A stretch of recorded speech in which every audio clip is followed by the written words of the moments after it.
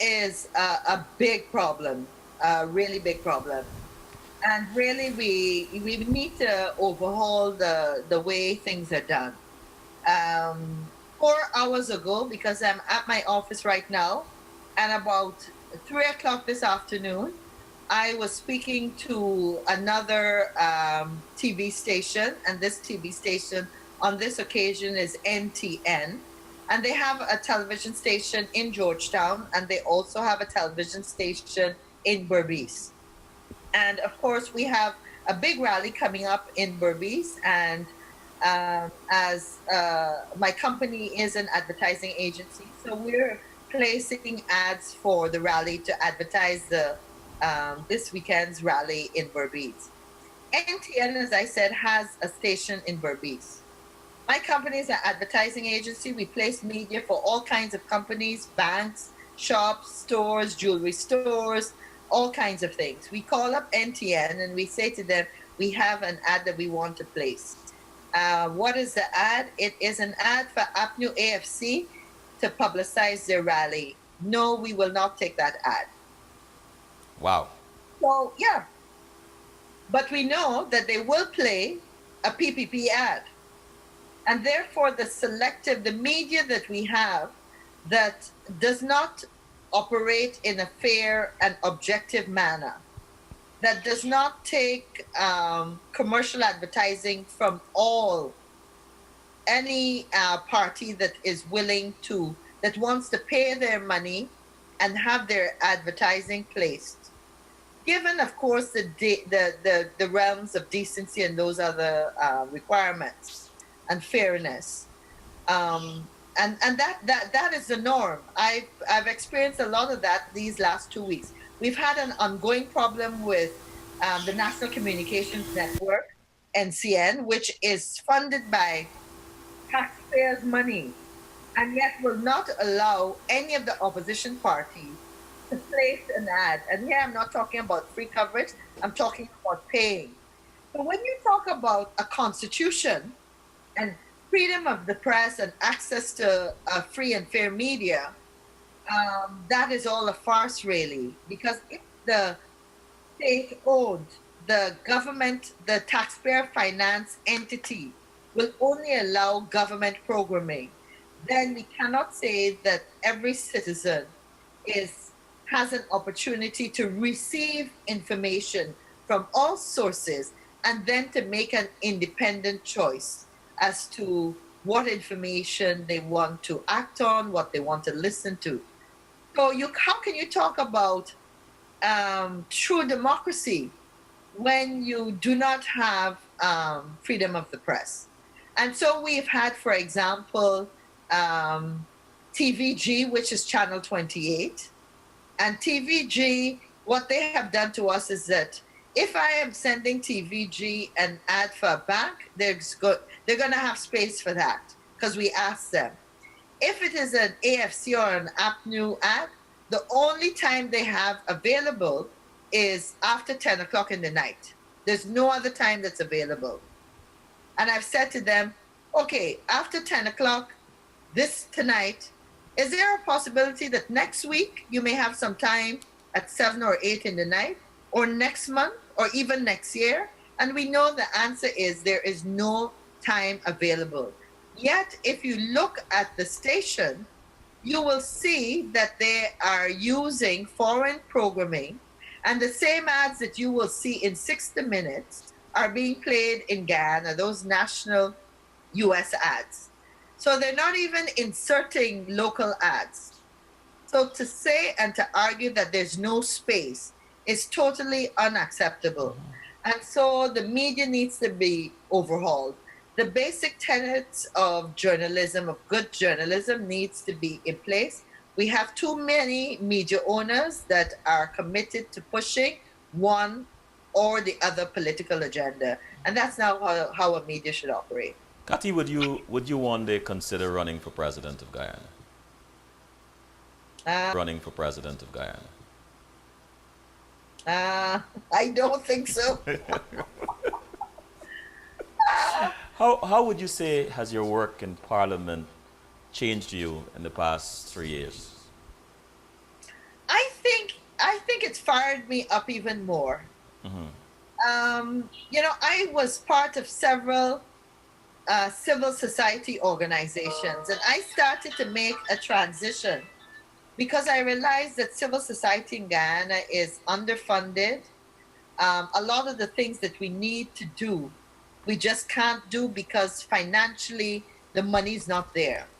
And therefore, the key decisions as to how our national resources are made and how they're allocated to different sectors and to what projects was really something that made me realize that in Parliament you have a voice. And I can actually argue that, look, a lot of these organizations that previously did not get adequate funds. Help and Shelter, for example, is a classic example. A couple years ago, Help and Shelter was getting $3 million, Guyana dollars. And yet, every time there was a situation of domestic abuse, on any discussion program, in any newspaper, we would say to people, if you need help, go to Help and Shelter. Help and Shelter was one of few organizations dealing with the issue of domestic violence. And therefore, if you have a well-respected organization that is expanding and needs to expand to various areas in Guyana, why would you limit their resources?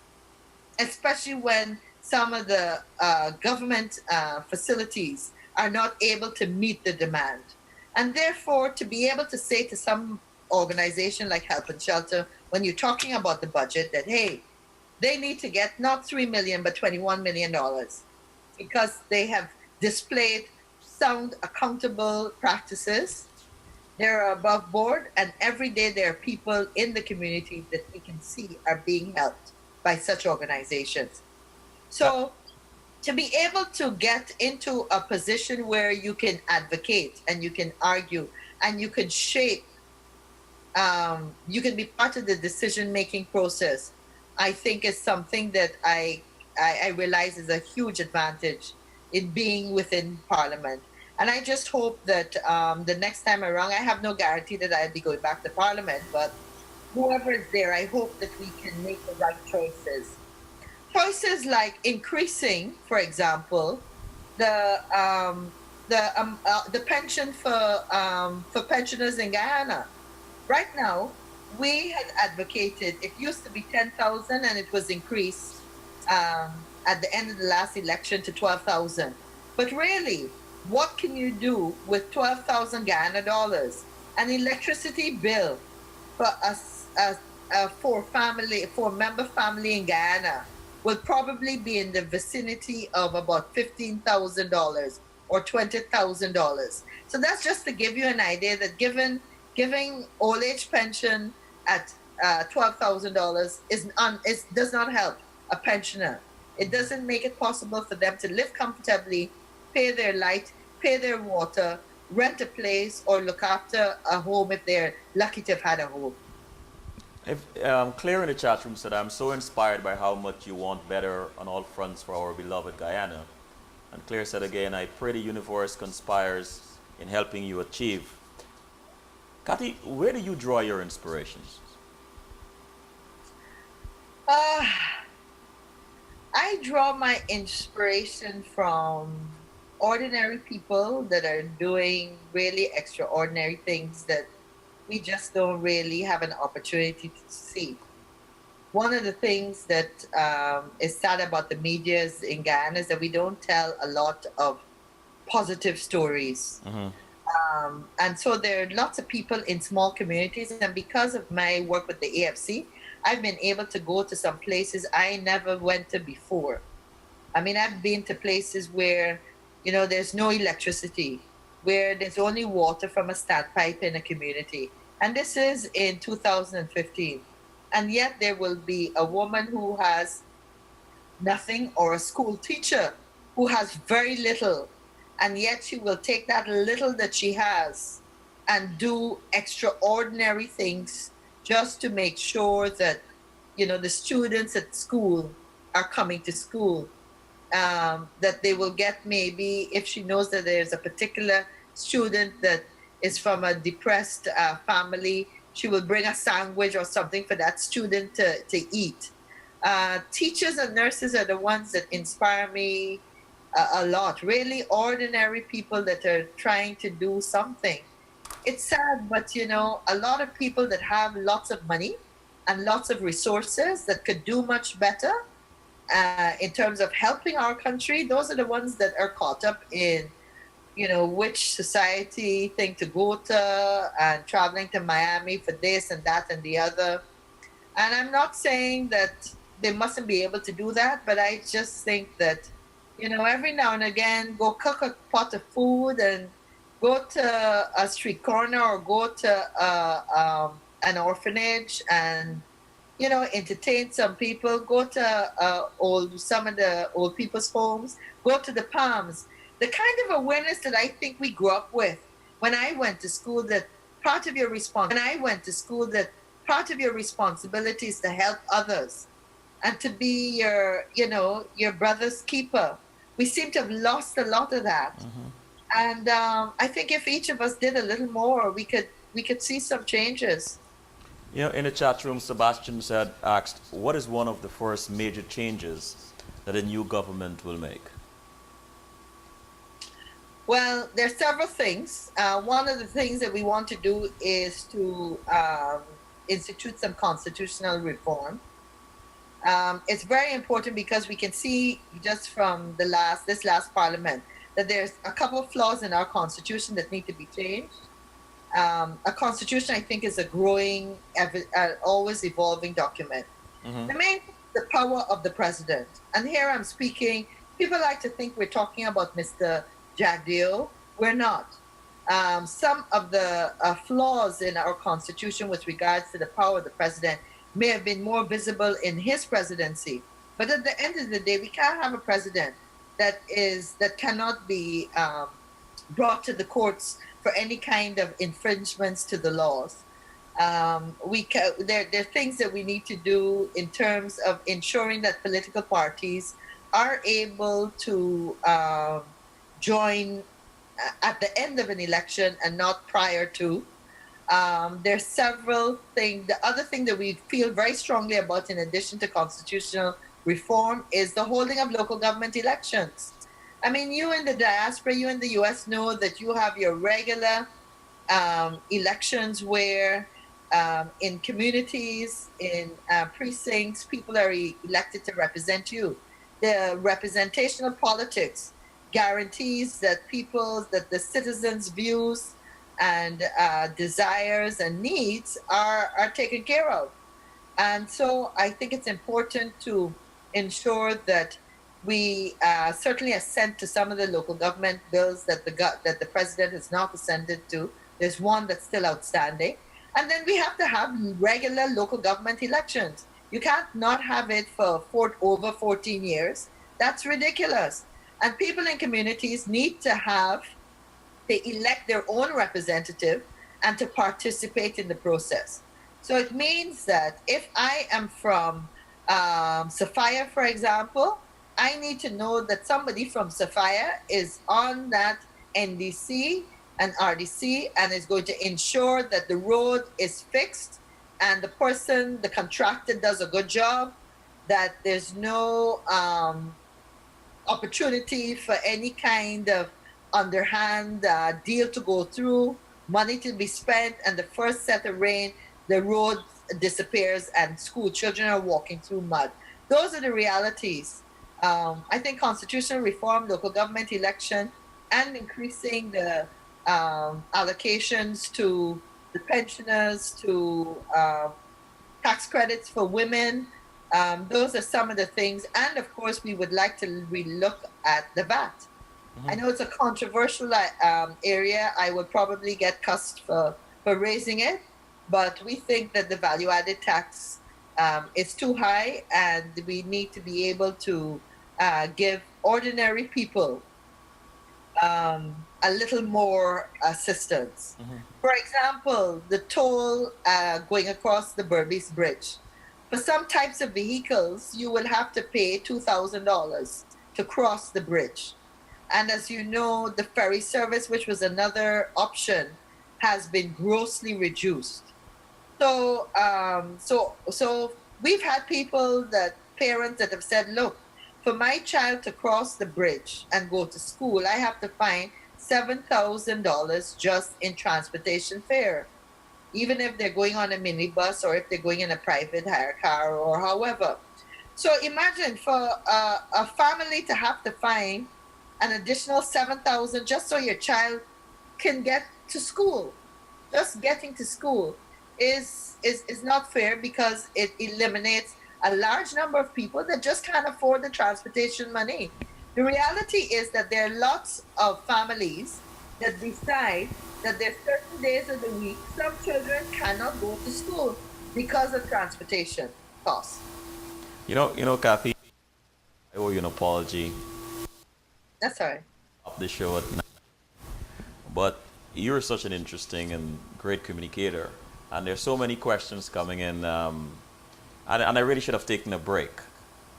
Now, I Okay. wanted. Let me just read. There's a statement from Orin R in the chat room. Let me just read that. I'll take a quick break, and when I come back, we'll just close it off. Okay. All right. So R&R said, "Hello, Kathy, and as a little kid, I loved calling you by that name. Through social media, I have been able to keep up with your various achievements and just wanted to say how proud I am of you. Keep up the good work." So that's a good note I to. I know who that is, Oh, you and do? I say hi, special hi to Oren and all my family and friends that are listening in. All right, good. Let's take a break. Okay. Kathy, Hi. how do you balance such a busy work schedule with home, being a wife, family, and friends? How does that work? It it is a hard balance, and I'm not sure that I have succeeded. Um, it really is a very difficult task. I'll give you a classic example. Last weekend, I Skyped with one of my brothers, and he literally had sent me some messages for about a 2 week period on the weekend. Hey, Kath, are we going to Skype? What time are we going to Skype? And so many different things kept happening. I'd have to be here. We had a rally in Linden. And literally, it got to the stage where last Sunday I said, hey, I got to make the time and speak with Brian. And similarly, my brother Jonathan, right now, I owe him a conversation. It's very, very difficult, but I am lucky that they're very, very understanding. And even some of my close friends, I've got friends who will call and or send me an email, and I should have responded on 3 occasions, and will pick up the phone and cuss me and say, "Hey, nah, you better find some time right now for me." And I appreciate that they understand the challenge and they don't take it personally, and they still always reach out. So your true friends and your family understand, Very but true. I still have to make I have to make a bigger attempt, and Kath, no, what are most people surprised to learn about you when they get to know you, Kathy? I think most people are surprised based on what they say to me.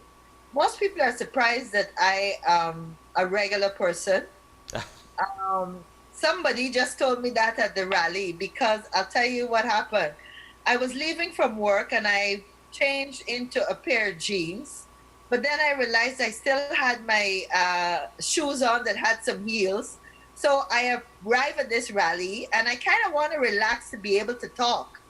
And there were a lot of people there, and I'm standing up, chatting with some ladies. And I say to them, they said, "How are you doing?" And I say, "Oh gosh, I'm fine, except I wish I had a pair of flat shoes. I didn't put some flat shoes in my bag, so I'm walking with these high heel shoes, and it's 6 o'clock in the night." And the lady says to me, "Ma, borrow my shoes now." And I said, "Oh, sure, thank you." So I put on the woman's shoes, the lady's shoes, and went up there and did my thing, and then thanked her, of course, for the loan of the shoes. And she said to me, she said, "When I see you on TV, I never thought that you would be so down here." So I understand what she says. I think maybe because I had a jazz club with my husband, people think that jazz is quite sophisticated and you're up there. Well, I got all kinds of friends. I grew up in Blegazite. I've gone to so many places. I've done so many things, and I got friends in all places. So When are you most happy? when am I?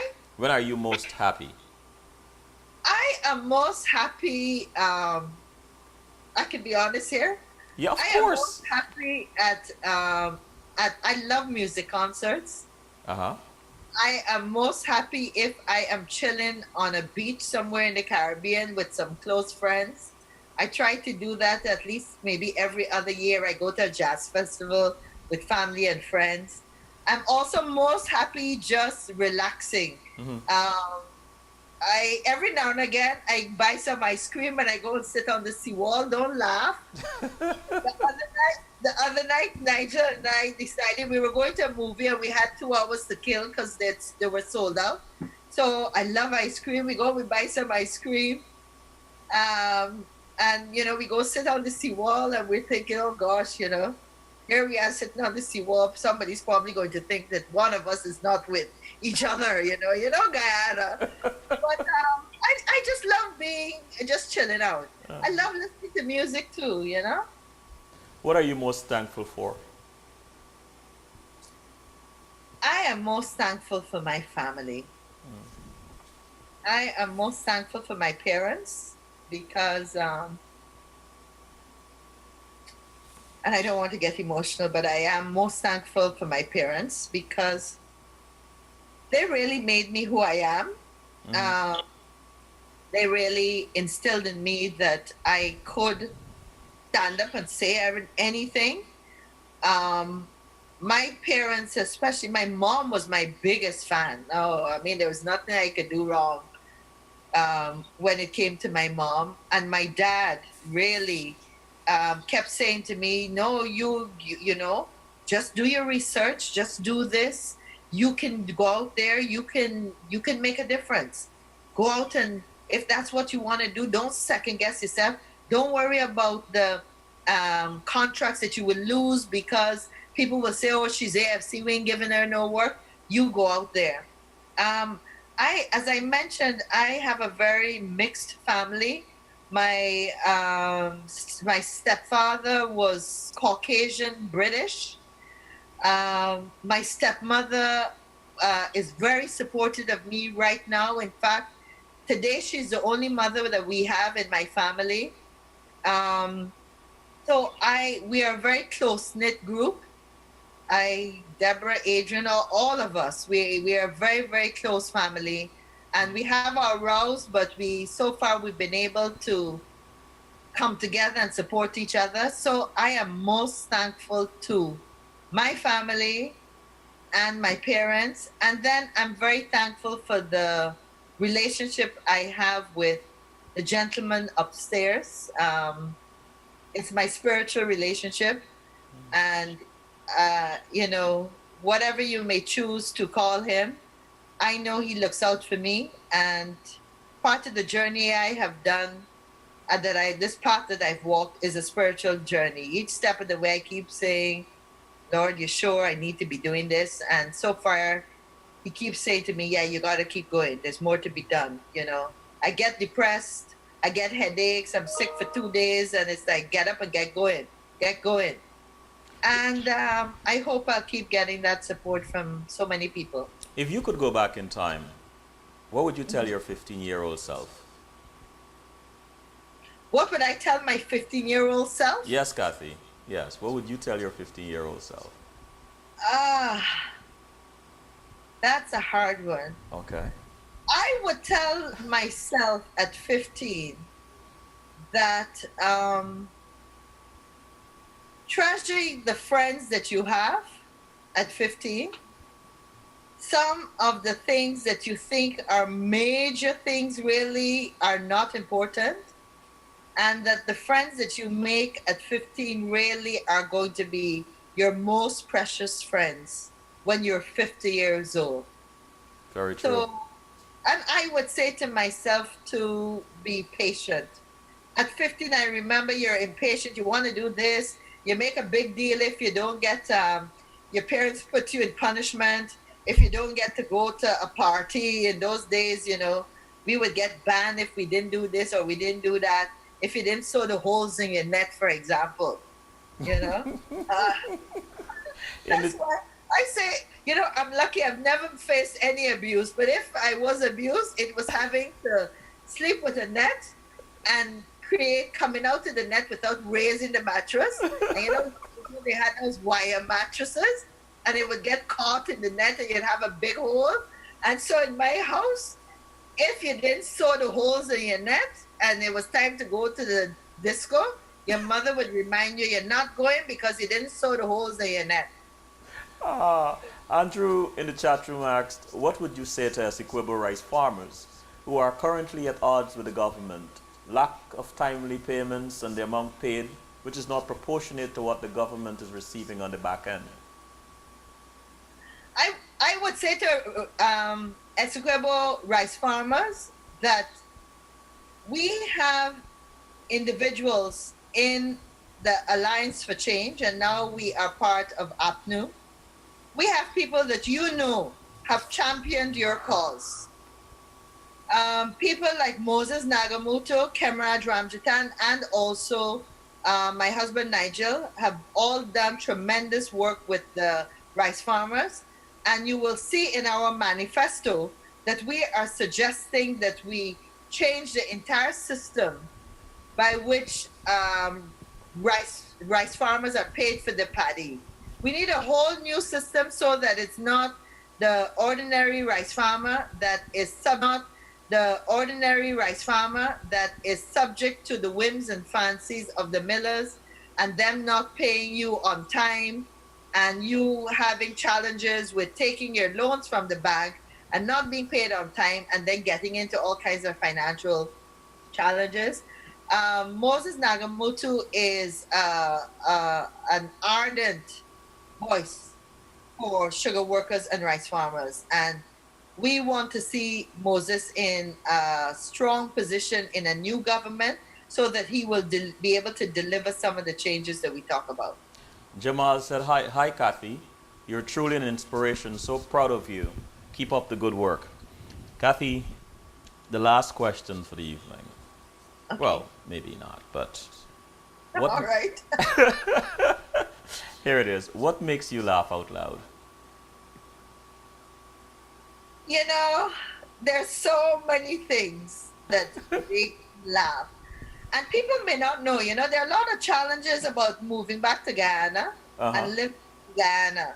But one thing I say about living in Guyana is that every day we laugh at the strangest of things. So in Guyana, I laugh. I look out my window and there's somebody doing something that's totally stupid on the road and you're rolling with laughter. So one of the things that makes me laugh is every now and again, I meet somebody on the road and they will say something like, wait, you're Cathy Hughes? Yes. Boy, Hughes look really thick on TV. I've had that several times. In other societies, right? Yeah. In the US, nobody's going to talk to you about your size. That is politically not correct, right? Now, the beauty about Guyana is that I know that they don't mean any offense at all. Right. But people say to me, boy, Cathy, you look tick on TV, but you're small, So things like that, when I hear that, all I could do is laugh. All I could do is laugh hysterically, Cathy, anyway, thank you so much. I really appreciate you taking the time off and spending the extra time with us. Thanks. Anytime, Selwyn, anytime. All right, and you know what? Your friends might get jealous, but you've been very responsive to my emails, and I want to thank you so very much for that. My pleasure, my pleasure. And to all my friends that are out there, to all the Guyanese in the diaspora, I say to you, please Speak to your family, speak to your friends, and just make sure that they go out and vote. And to you, Selwyn, thanks a lot. I thoroughly enjoyed this, actually. I Oh, really enjoyed this. you're And welcome. God bless all of you. Keep You're up the good welcome. work. And this is Selwyn Collins saying, thank you for tuning in. Fear not what fear whispers to you. Fear your obedience to it. Good night. Absolutely. Good night. Good night.